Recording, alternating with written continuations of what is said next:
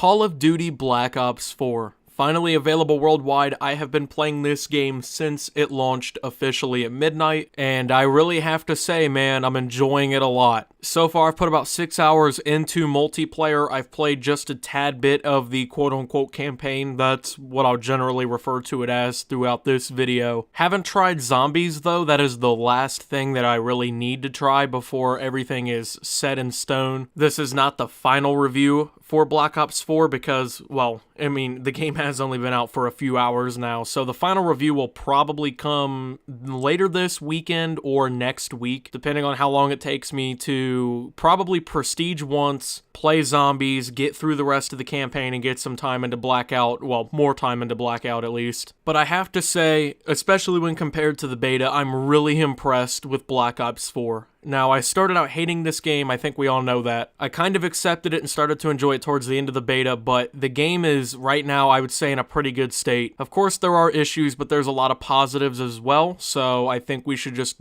talk about it. So one of the positives is that the maps, they're actually pretty good, I'm not gonna lie. So I'm used to the more traditional style of Call of Duty maps. These maps are pretty different, they're a little bit more ambitious, especially for a Treyarch project. Overall, well, I'm of course talking about the new maps. We do have the 4 remakes. The new maps I have been playing, and, I gotta say, I do enjoy them. However, the only problem I do notice with the map rotation is that there are like 6 or 7 maps that are completely favored within the rotation. There are still some maps that I have yet to play, actually. I think there's 1 or 2 that I haven't played, if we count the beta. But I'm talking about from what I know as of right now. So, of course, like Hacienda, Contraband, we know about those. But I'm talking about maps like Morocco and Icebreaker. The ones that we haven't played, but, we saw a little bit of before the game came out, and now we're finally playing them for the first time. Icebreaker, however, I do see some issues with. Okay, so I love the idea behind the map, like being pretty much on an iceberg with this ship and stuff in the middle, all these crates and stuff around the map. Just, it's a cool design. I like the idea behind it. However, playing hardpoint on this map is a nightmare because in the middle where the inside of the ship is, there is obviously a little bit of water on the inside where it just kind of levels out. When that is the actual hill, you can contest the point from underwater, which I hate the idea of being able to do that because at that point, I mean, that just means that this hill is literally multi-leveled, and instead of a team actually being able to hold on and do something with that point, it seems like most of the time it's just both teams contesting it because you just can't figure out where everyone is. There's also like 9 different entry points if you count the water and, of course, the upper level too. The spawns are terrible on this map. I noticed that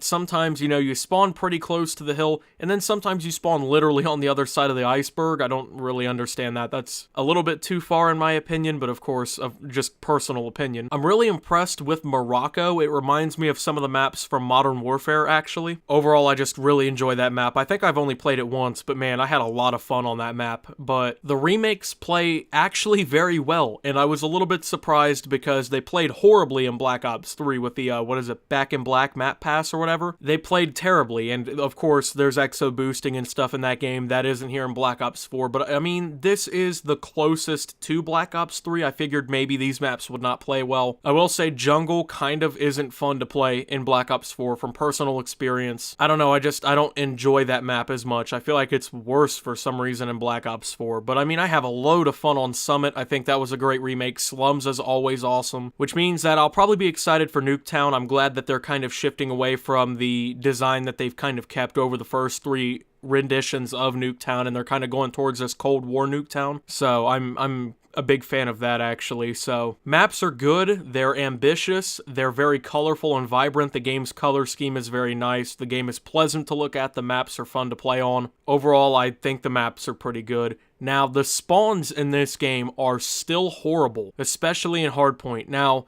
I don't understand the logic really behind the spawns, and I don't know if this is only happening to me and my friends, but when we play Hardpoint, for whatever reason, one team always spawns literally on top of one another, or they spawn literally right on top of the hill. I mean, like, maybe the next room over. Spawns are incredibly hard to flip. You can get spawn trapped very easily, which becomes an issue on some of the maps. The spawns in Hardpoint are broken. Like I said, they're very wishy-washy. Sometimes they work out perfectly, and the spawns work, and, you know, they're very logical. Sometimes you spawn in the actual line of sight of another player on the other team, so you die right when you spawn. Or you'll spawn on top of one another, and it's basically a free-for-all when you spawn. So, I don't know what that's all about, but the spawns have been terrible thus far, at least in Hardpoint. Wasn't a huge fan of the spawns in the beta after a while either, so. I am also a little bit disappointed by the selection of weapons. There's really not that many weapons in this game. I don't know the amount right off the top of my head, but there's probably just about 25 weapons in the entirety of the game. Well, primary weapons and multiplayer, I guess, not including the pistols and things like that. There's like 25 weapons. I feel like that's a tad bit low.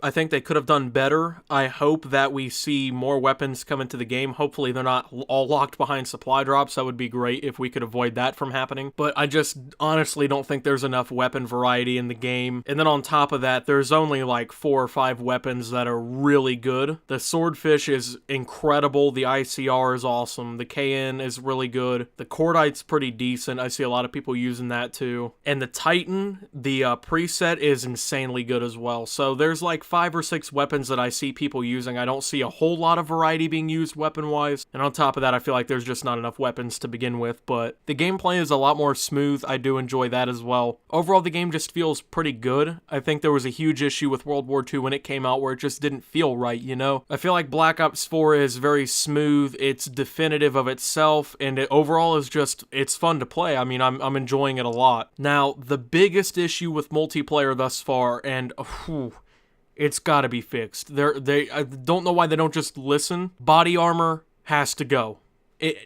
Something has to be done. It either has to go, or we're gonna really have to nerf it into oblivion or make some changes to something. Because, let me put it this way.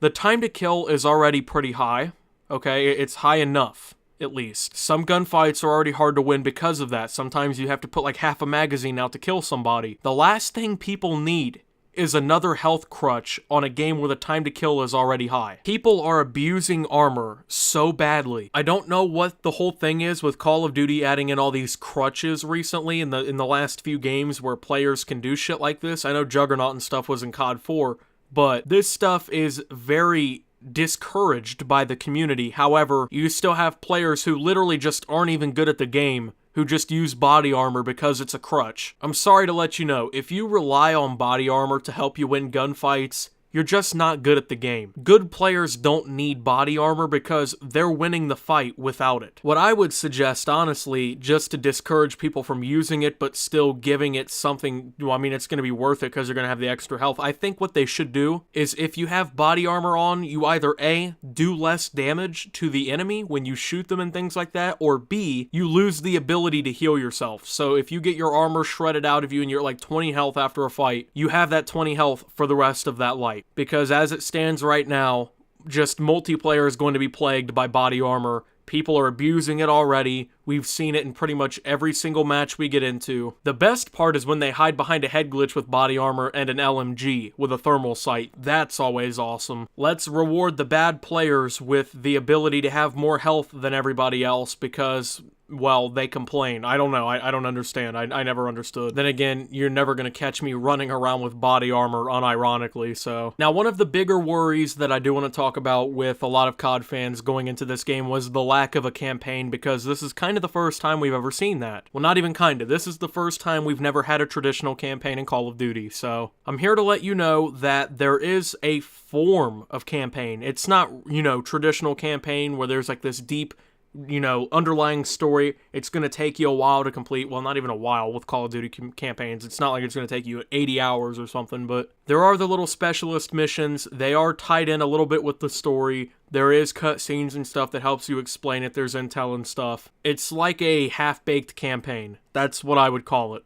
So this game comes with Blackout, which I think honestly was a really good move for the Call of Duty community anyways, to have Blackout in Black Ops 4. So you got Blackout, of course you got Zombies, which I have yet to try. Looking pretty good though. you have multiplayer, and then you have this like half-baked campaign, and I think Dead Ops Arcade's even coming back, so overall, I mean, I'm just really pleasantly surprised by this game. I was a little bit afraid going into it. I knew I was going to probably enjoy it, but I find myself enjoying it a lot more than I thought I would. I'm so far pretty pleased with the multiplayer. Blackout was awesome. Zombies looks good. I haven't tried it, and I've even played a few of the specialist missions slash quote-unquote campaign, and I mean, it's pretty cool. It's just, I'm not going to spoil it or anything, but it's pretty different. The game just surprises me in a lot of ways. I think this is one of the first times I'm just honestly going to say, you know, Call of Duty made some pretty good innovations. I think that we finally have a game that the community can stand behind, and I'm just, like I said, I'm pleasantly surprised. I think this might be the first Call of Duty in a long time that I actually play through the full year. Because with World War II, I stopped playing, I don't know, a couple months ago. At least, like, every day. Pretty much right after COD Champs, so, like, late August. Infinite Warfare, I hardly played from the jump. Modern Warfare Remastered, I was done early summer when that came out, so I think the last one I played through the whole year was Black Ops 3. So, Black Ops 4 is, I guess, quote-unquote, that return. Is this the golden age of Call of Duty coming back? No, probably not. And even if you're a traditional Call of Duty fan, this game is pretty different. But I think for new people coming into the series and for people who just enjoy Call of Duty in general, this has been a really good title. People who are excited to play Blackout are going to have other things that they can do outside of Blackout that I think they might enjoy, especially with zombies. Everyone loves zombies. Black Ops 4, you did good. Anyways, thank you guys for watching this video. If you did enjoy, make sure to leave a like and subscribe if you're brand new around here. Follow me on Twitter at @SubToOptimus. I don't know if you noticed it throughout this video, but somewhere randomly I did actually hide a 2.5 hour double XP code for Black Ops 4 for, well, one of you to just enter whenever you find it. So the first person to it is going to get to go enter that code over on Monster Energy's website and get,